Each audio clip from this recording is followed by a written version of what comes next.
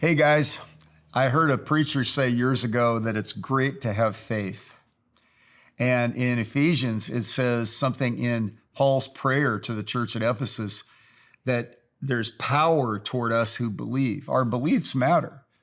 And the famous verse that I want to open up with is Hebrews chapter 11, verse 6. And it says, without faith, it is impossible to please him. For he who comes to God must believe that he is, and that he's a rewarder of those who seek him. I've always been inspired by that verse.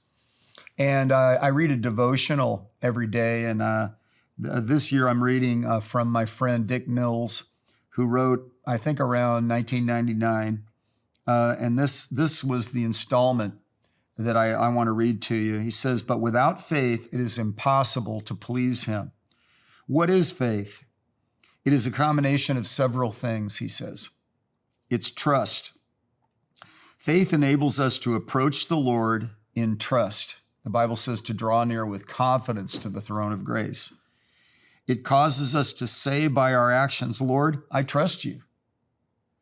Your word says you can be trusted, and I believe it. Faith in God is trust in God.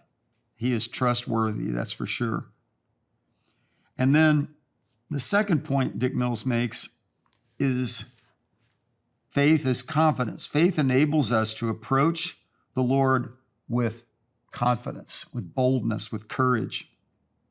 Faith enables us to approach the Lord with confidence. Our confidence is not in the abilities, cleverness, or ingenuity of man, but of God and his mercy. Faith is confidence that God will keep his promises. Assurance. Assurance tells us that God is everything his word says he is. It tells us that he is intervening on our behalf and for our deliverance.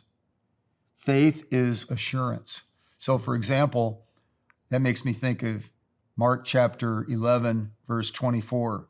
When you pray, believe you receive, and you'll have those requests. Pretty simple, but really, that's where it's at. I'm trusting you, God.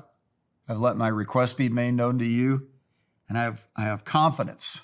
I have assurance. I have trust that you're going to see me through. Courage. Oh, I love that. Faith is the courage needed to approach God with a long list of needs and know that he hears our prayers and answers them for his glory and for his honor. Oh, that's just so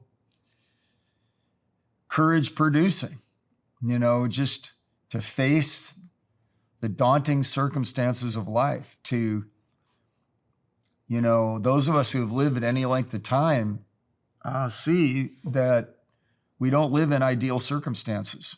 My view as a Christian is that we live in what's a fallen world.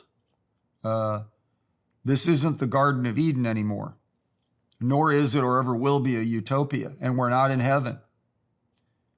But yet, like it says in Psalm 27, I would have despaired unless I had believed I would see the goodness of the Lord in the land of the living. I mean, I have 4 children. They're all married. Now they're having children. My wife and I have been pastoring in the St. Louis area for over 40 years. We've been in this for a long time. We've been involved with a lot of responsibilities, as have you. And we've had elation and challenge. We've had high times and hard times. And Paul the Apostle even said in Philippians chapter 4, rejoice in the Lord always. And again, I say rejoice. He said, let your patient spirit be known to all men because the Lord is near. And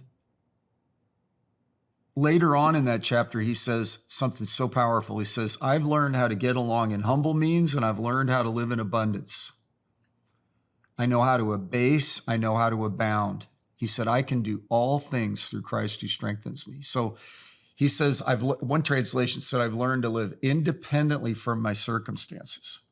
So as Mills is telling us, to trust God, to have confidence in God, to have assurance, to be courageous, he ends up with action. He says, for faith has a passive side It can be received as a gift from God. It comes by hearing the word.